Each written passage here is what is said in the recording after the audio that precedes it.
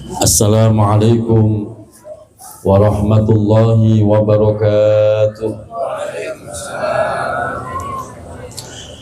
Bismillahirrahmanirrahim. Alhamdulillahilladzi hadana lihadza wa ma kunna linahtadiya laula an hadanallah. Asyhadu an la ilaha illallah wahdahu la syarikalah wa asyhadu anna Muhammadan abduhu wa rasuluhu la nabiyya ba'dah. Allahumma shalli wa sallim ala sayyidina wa maulana Muhammadin wa ala alihi wa sahbihi wa man tabi'ahum bi ihsanin ila yaumil qiyamah, amma ba'du. Allahumma anfa'na bima 'allamtana wa 'allimna ma yanfa'una birahmatika ya arhamar rahimin, amin ya rabbal alamin. Al-Mukarram, sahibul bait, sahibul majlis, Bapak Haji Ruslan beserta keluarga, semoga senantiasa Allah pelihara kesehatannya dan Allah tambah keberkahannya. Asatidal kiram, para asatid, guru-guru kita terhormat, Habib Umar bin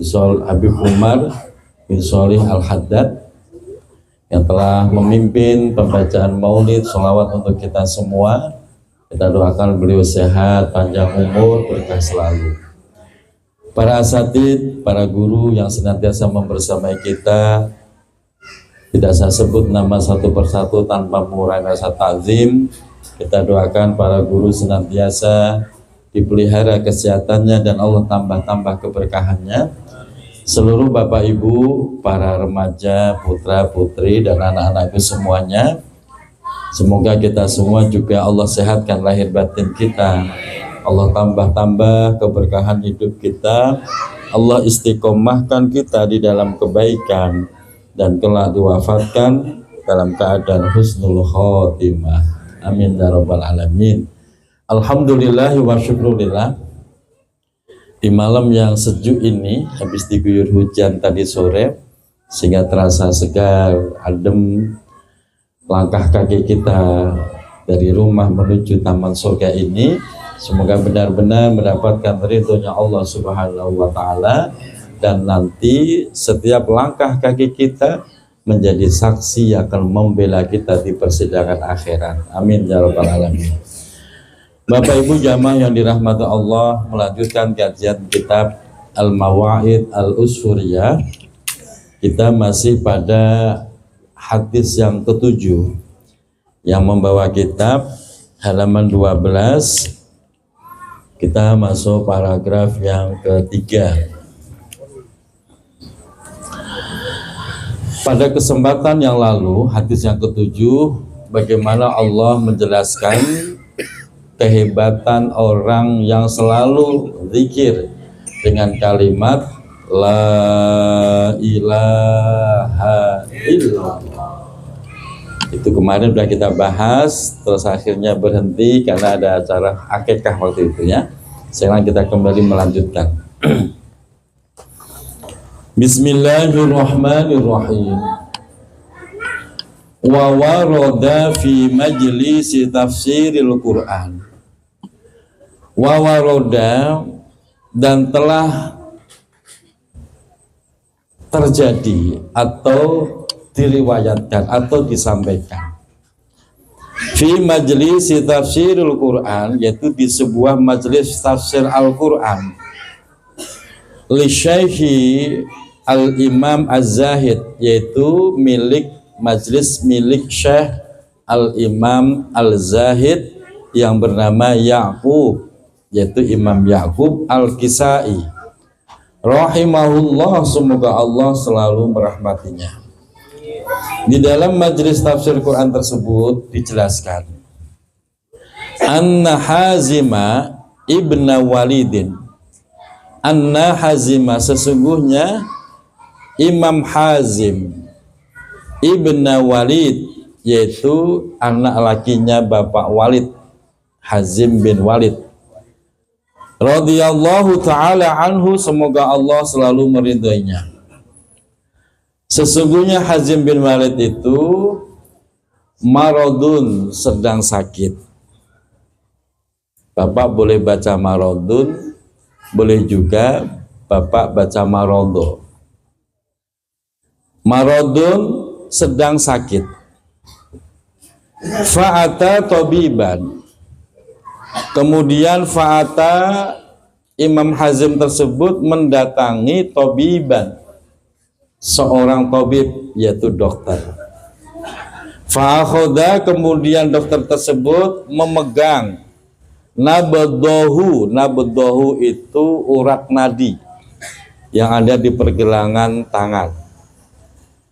Qala, kemudian si dokter tersebut berkata, laisa fihi illatun.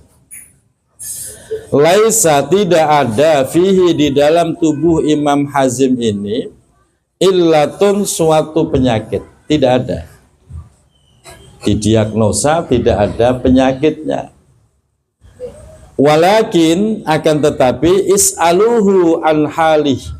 Justru si dokter itu menganjurkan, is'aluhu, kalian bertanyalah kepada Imam Hazim tersebut, an halihi, tentang kondisinya. Fa innal mar'a alamu bi sya'nih. Fa innal mar'a, karena sesungguhnya seseorang a'lamu, biasanya lebih tahu, bi sya'nihi, dengan keadaannya sendiri. Coba ditanya, tanya yang detail, kenapa kok meriang panas dingin, padahal dicek nggak ada penyakitnya. Ternyata pengen jalan-jalan nggak keturutan, bisa. Atau istri udah lama dijanjiin beli emas tapi nggak terlaksana, yang meriang panas dingin juga. Dicek dokter nggak ada penyakitnya, obatnya bukan ke puskesmas tapi ke toko emas. Itu terjadi, Pak. Jadi banyak kasus kelihatannya sakit, dicek tidak ada penyakitnya, ternyata faktor psikologis. Termasuk Imam Hazim ini. Fasa'aluhu, kemudian para sahabatnya bertanya kepada Imam Hazim. Bertanya seperti itu. Qala, Imam Hazim menjawab, laisa fi nafsi illatun. Laisa, tidak ada, fi nafsi, di dalam diriku, illatun, suatu penyakit. Aku sebenarnya nggak sakit.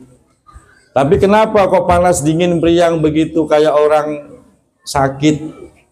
Wa illati al khaufu minallahi ta'ala. Nah, ternyata di situ, Pak.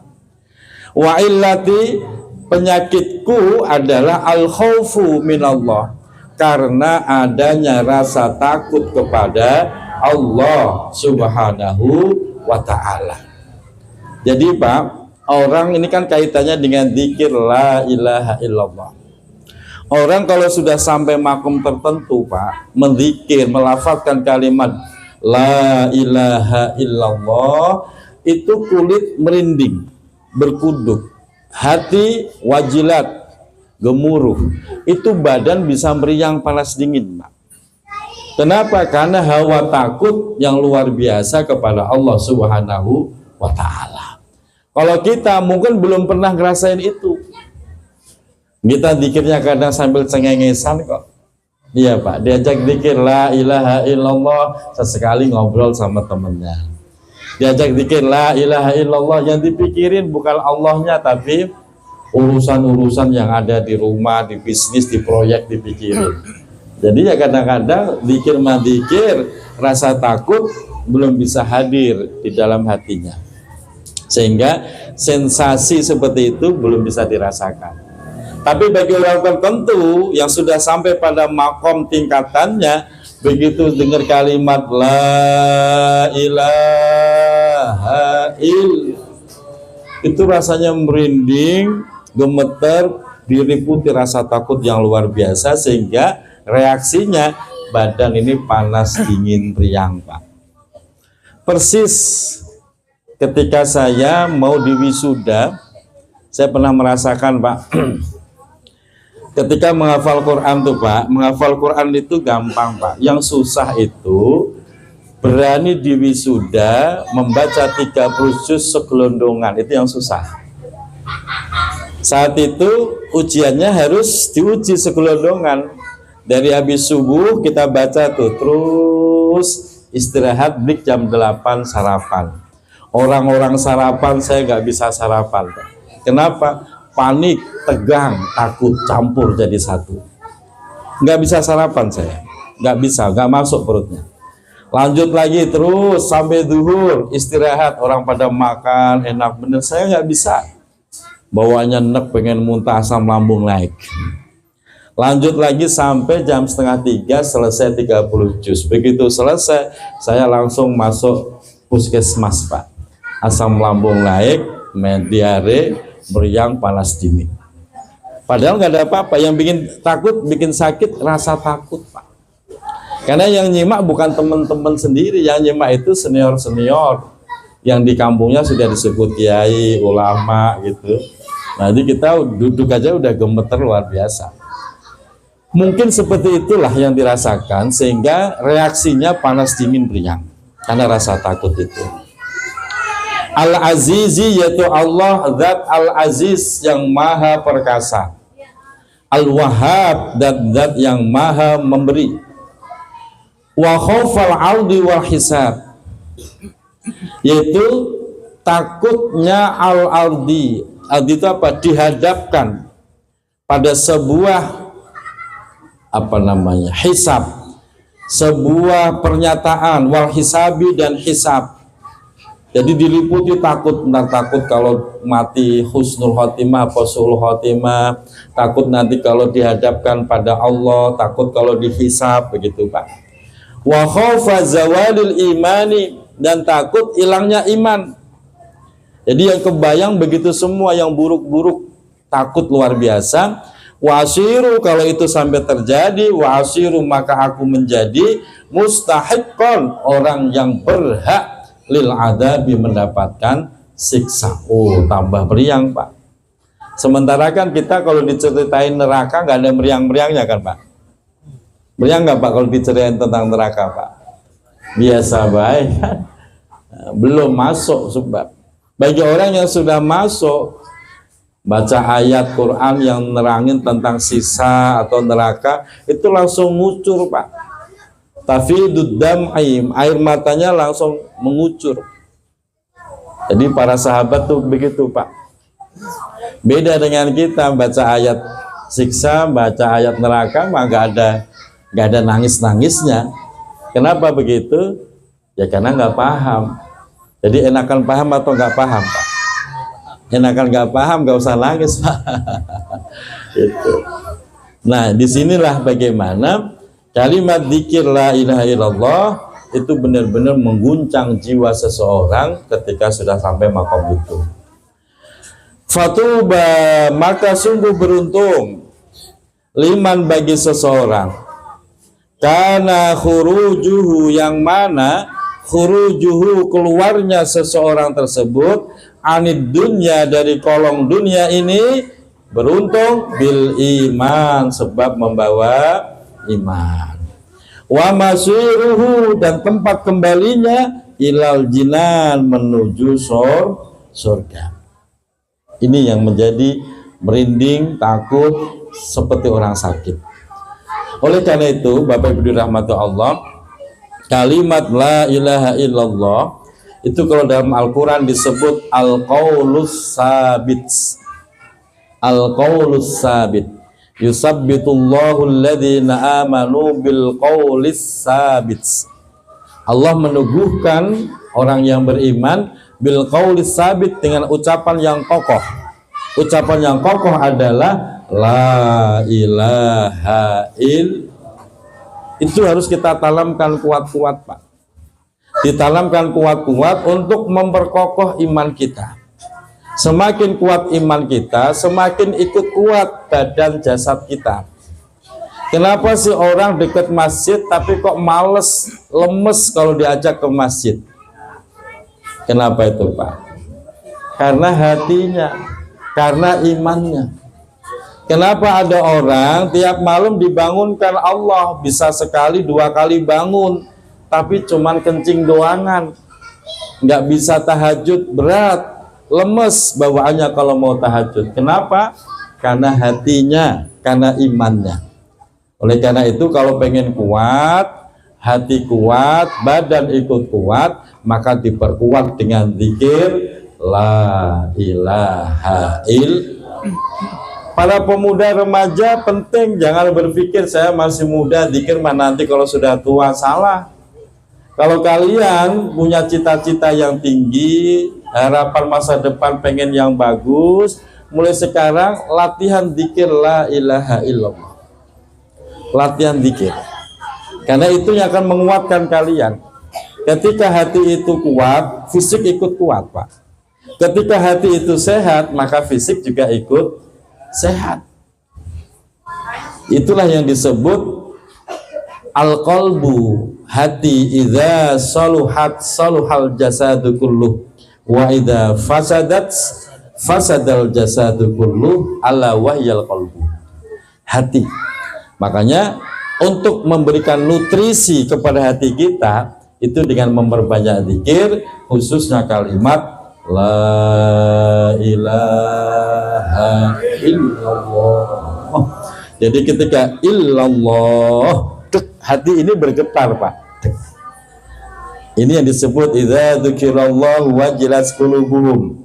Illallah, itu hati ikut bergetar. Ketika zikirnya cepat, hati ikut zikir. Hati deknya ikut cepat, dek dek dek dek dek, mengikuti irama zikir kita.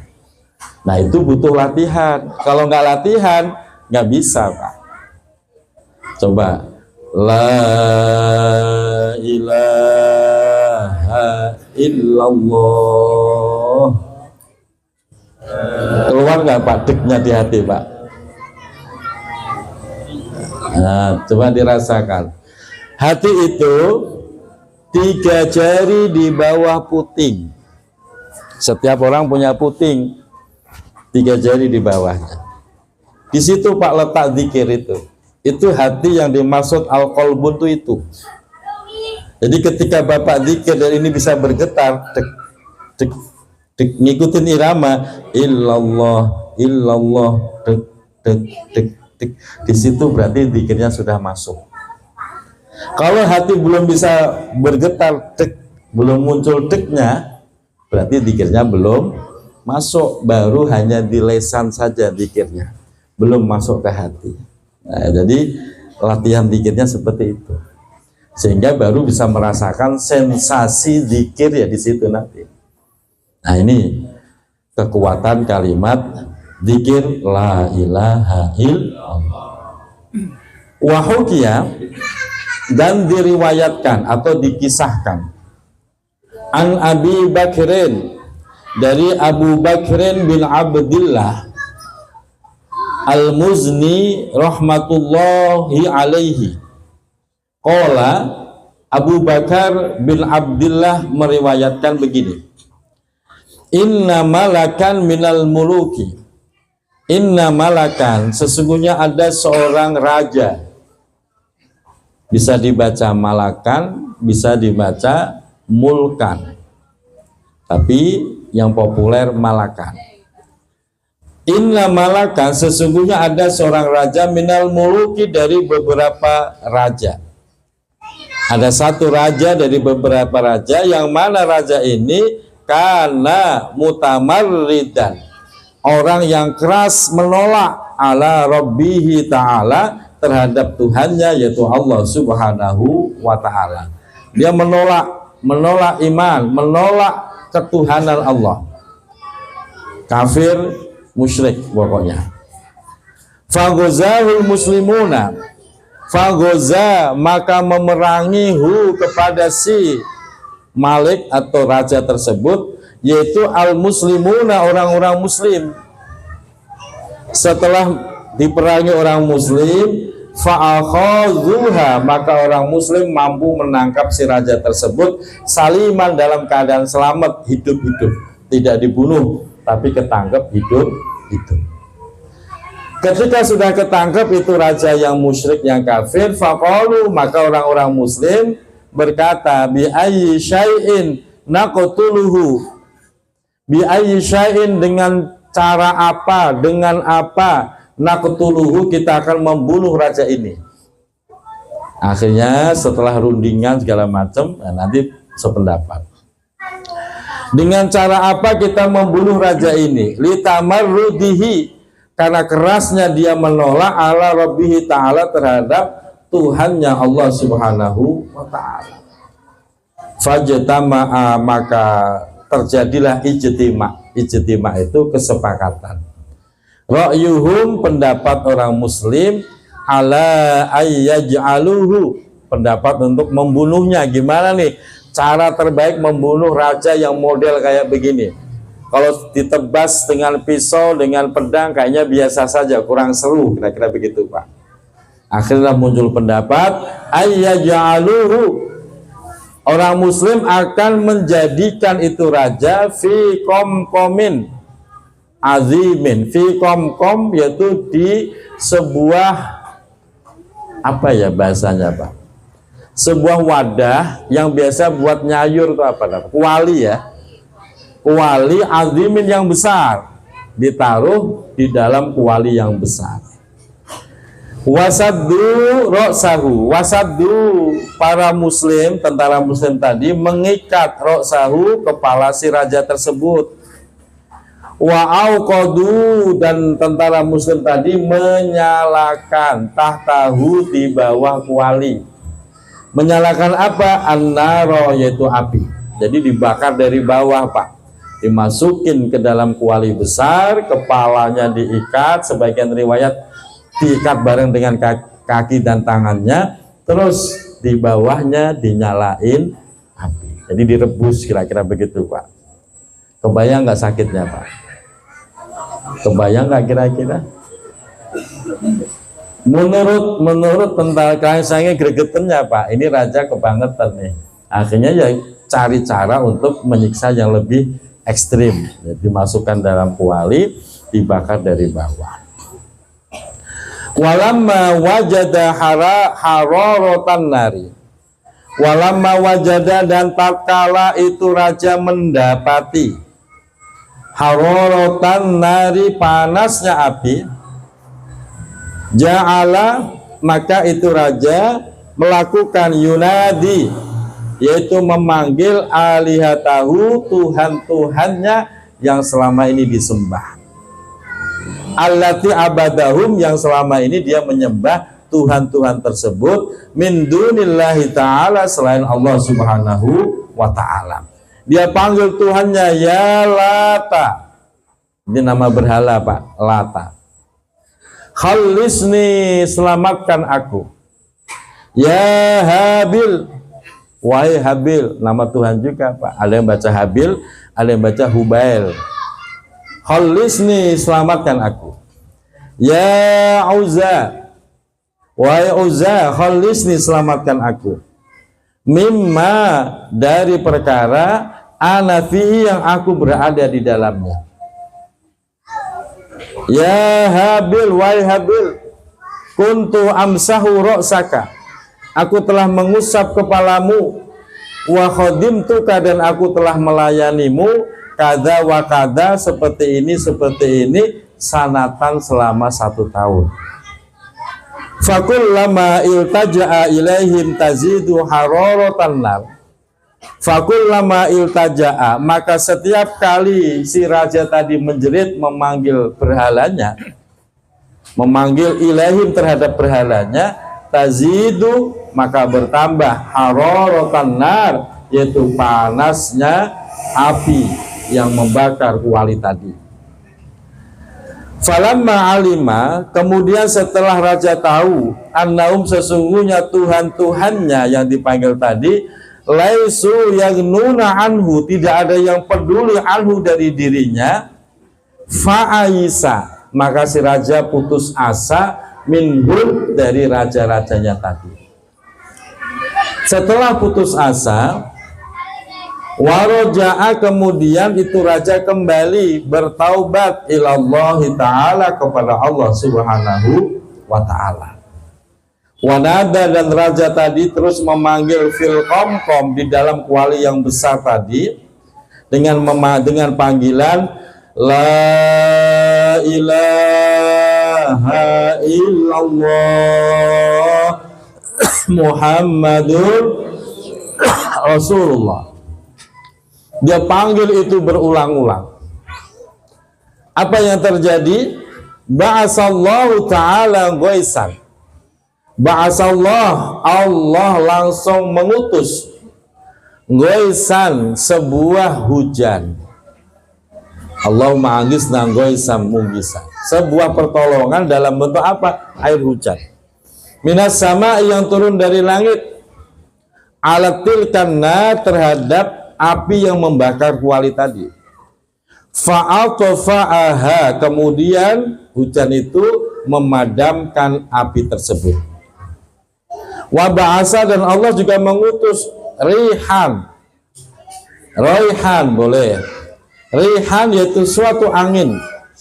Angin fahamilat, maka angin itu membawa al-qamqam, kuali yang besar tadi, ilas samai, naik ke langit. Faja'ala, dan itu angin menjadikan yatajal jalu, itu kuali besar memutar-putar. Bainas samai wal ardi, antara langit dan bumi. Wahuwa, sedangkan si raja tadi yaqulu, terus mengucapkan kalimat la ilaha illallah Muhammadur Rasulullah, hatta goba, sehingga hilang itu kuali yang besar, anil basori, dari pandangan mata, terus naik sampai hilang dari pandangan mata. Summa alqashu, kemudian itu angin menjatuhkan, summa alqas, kemudian menjatuhkan hu, kepada kuali tadi, ar-rihu, yaitu angin tersebut. Menjatuhkan di mana? Baina qaumin, di antara suatu kaum, yang mana kaum tersebut la ya'rifunallah, tidak pernah mengenal Allah. Fakhadhuhu, kemudian itu kaum memegang, mengambil kuali tersebut. Wa fatahuhu, dan mereka membuka kuali tersebut. Wa akhrajuhu, dan mereka mengeluarkan si raja minal qamqam, dari kuali tersebut.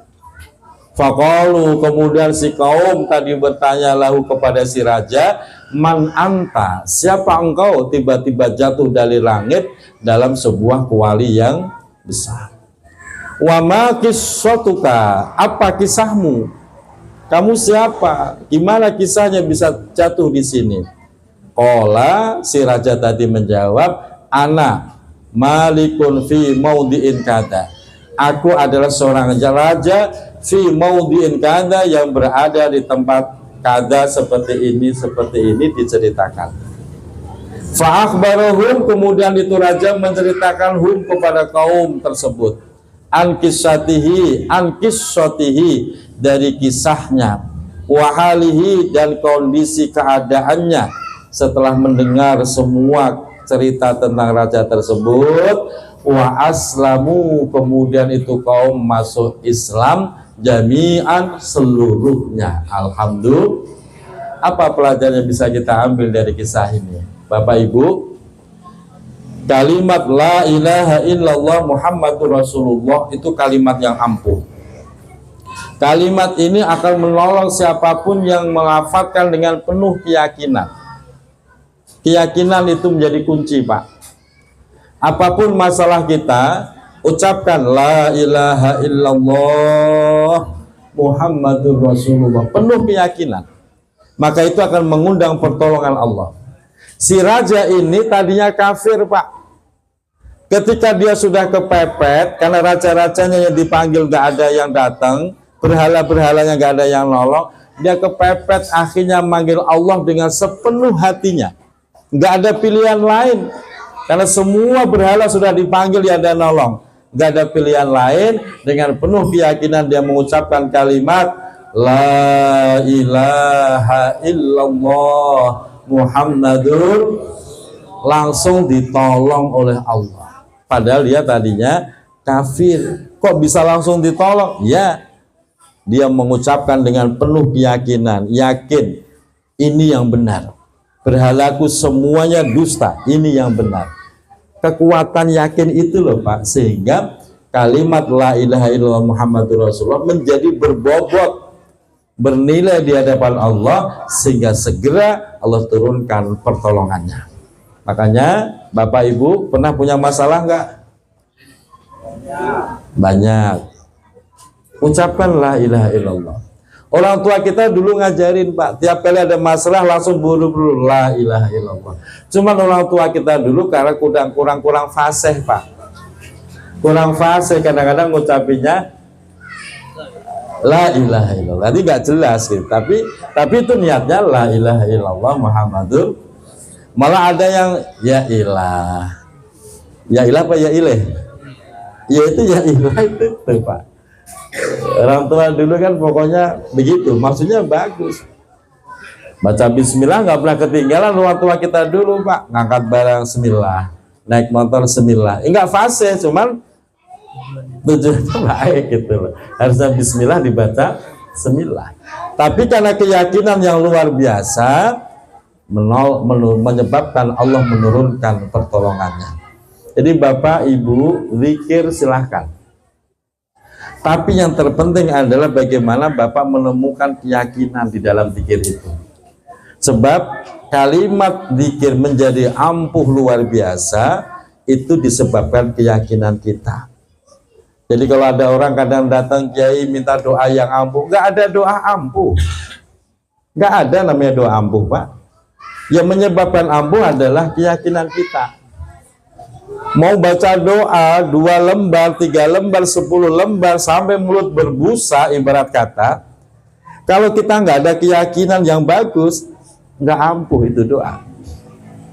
Makanya ulama-ulama dulu Pak, kalau berdoa itu singkat, padat Pak. Sedikit kalau berdoa. Kenapa?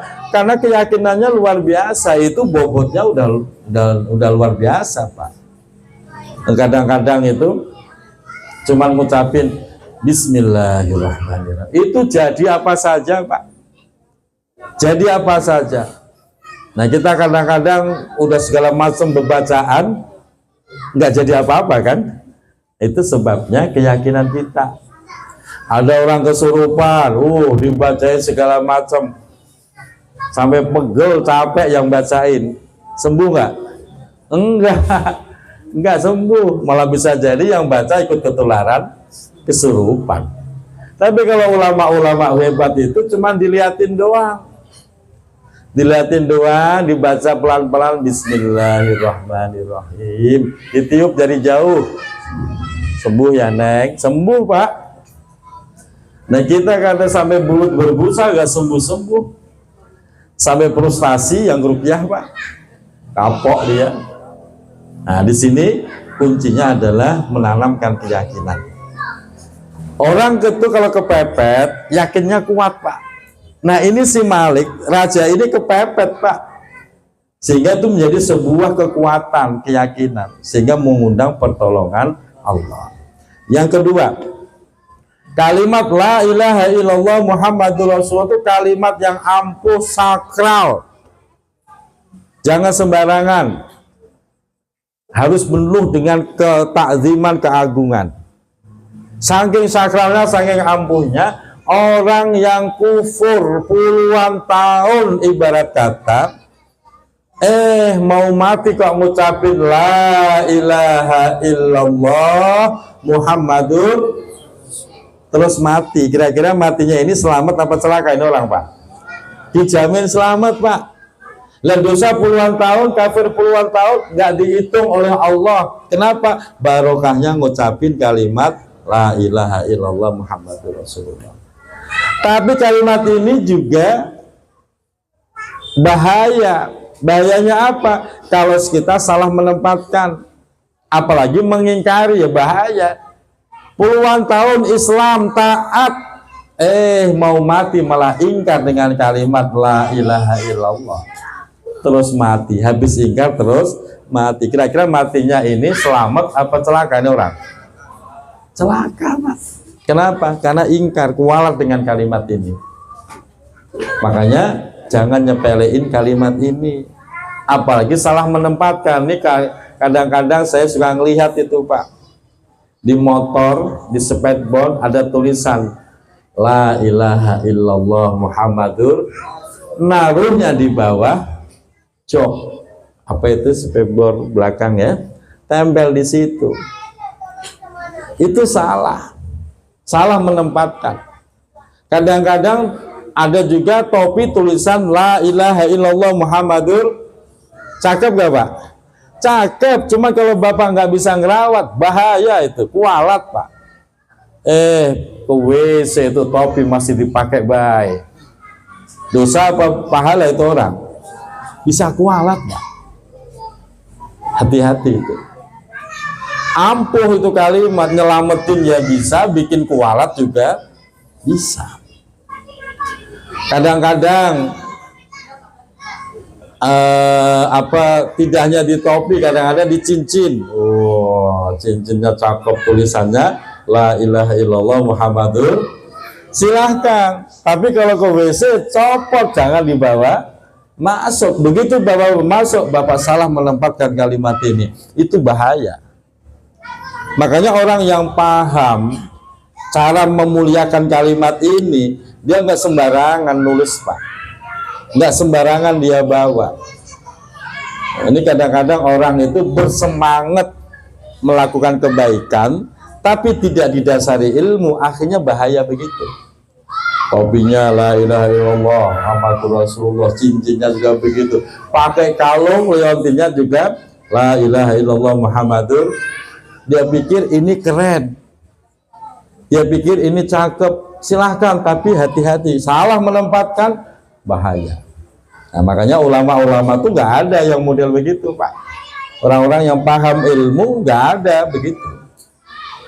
Sebab takut kalau salah bawa, salah menempatkan. Apalagi Bapak ditulis di kertas, lalu disimpan di dompet, dompetnya taruh di pantat, didudukin. Nah itu kan katanya nyari berkah, bukannya berkah, justru malah takut kualat. Makanya La ilaha illallah nyimpennya di mana? Nyimpennya di hati. Yusabbitullahu alladhina amanu bil qawli sabit. Kuatkan di hati, tanam kuat di hati, jangan sampai tercabut dalam hati kita. Disitulah kita akan selamat dunia, selamat akhirat. Yang ketiga, kalimat La ilaha illallah kok nempel di hati manusia, maka hatinya tidak akan terbakar oleh api neraka, walaupun tangannya terbakar, kakinya terbakar. Itu hadis sahih Pak. Ini orang beriman, di hatinya ada kalimat La ilaha illallah Muhammadur Rasulullah, tapi tangannya masih hobi maksiat. Ada gak orang muslim tapi tangannya hobi maksiat, kakinya hobi maksiat? Ada. Begitu divonis masuk neraka, semua yang bermaksiat kebakar oleh api neraka, kecuali hatinya. Kenapa? Karena di hatinya tertulis kalimat La ilaha illallah Muhammadur Rasulullah. Bayangkan kalau kalimat itu tidak hanya di hati Pak, tapi berada di seluruh daging kita, berada di ruas-ruas tulang kita. Caranya bagaimana? Caranya adalah latihan zikir sampai mendarah daging. Itu caranya Pak. Terus bagaimana biar mendarah daging? Jangan cuma sedikit, yang banyak, yang rutin, yang istiqomah. Sehingga setiap kali itu ada refleks Pak. Ada refleks yang memunculkan kalimat itu. Lagi kepleset, yang muncul kalimat itu La ilaha illallah Muhammadur Rasulullah, kepleset, kejedot, yang muncul kalimat itu, saking mendarah dagingnya. Beda dengan orang yang belum mendarah daging, pas lagi zikir mah luar biasa, La ilaha illallah Muhammadur, begitu kejedot yang keluar kalimat apa? Kalimat zikir apa kalimat mengumpat? Yang keluar malah mengumpat, buset deh, apa deh, padahal habis zikir. Itu namanya belum mendarah daging. Yang keempat Pak, inilah alasan kenapa ketika kita membungkus saudara kita dengan kain kafan, itu dianjurkan kain kafan itu ditulisin kalimat La ilaha illallah Muhammadur, tapi nulisnya jangan pakai spidol, jangan pakai cat, tulis pakai air atau pakai minyak wangi. Ini ada amil nih, pernah begitu enggak? Pernah? Dikerjain enggak setiap mayit? Enggak semua. Kenapa enggak semua? Harusnya semua, Pak. Itu berkahnya besar, Pak. Ketika kain kafan itu ditulisin dengan air, isyarah atau minyak wangi, La ilaha illallah Muhammadur Rasulullah, itu kain kafan tidak akan tersentuh siksa. Kalau kain kafannya selamat, insya Allah mayatnya juga selamat. Di sini begitu nggak, Pak? Nah, makanya mulai sekarang kalau ada saudara kita yang meninggal dunia, Bapak ikut kontribusi air aja, celupin di jari, Pak, tulisin La ilaha illallah di kain kafan.